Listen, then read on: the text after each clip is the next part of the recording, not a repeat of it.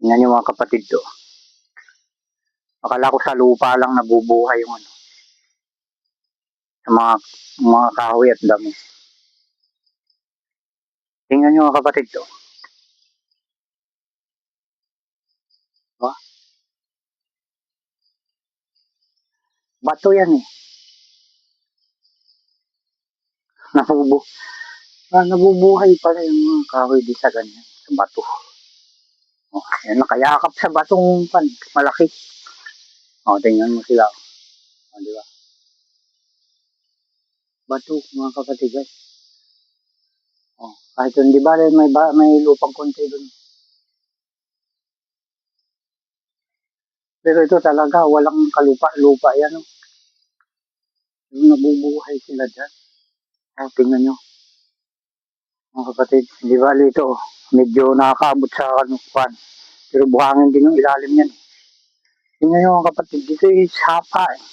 Oh, lakas ng tubig dito pag tagulan na. May mga bato nito ito. Mga puti. Ano, pansin nyo mga kapatid, mga bato rito puti. May pumunta nga rito ano, taga Maynila at ay sabi nila ay napakagandang klase daw mga bato dito. Ito ang magpapayaman sa lugar ninyo eh kanila. Oh, mga kapatid, pansinin niyo mga bato na yan. Oh, tingnan nyo.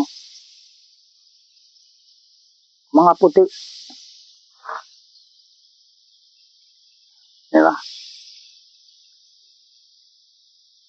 Sabi nila ito daw yung ginagawang marmol kanila.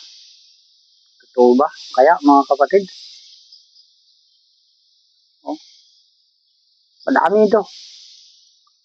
Basta itong itong sapa na to, tapos doon sa gawiro. Yan. Puro ganito na yung bato mga kapatid. Mga puti. Oh, bilang mo, laki nga no.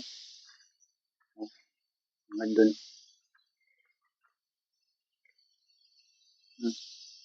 Sa inyo mga kapatid, may ganito rin bang klase na batuhan na puting-puti? Oh. Diba? Oh. Ilang mga kapatid. Salamat muli sa inyong walang sawang panonood.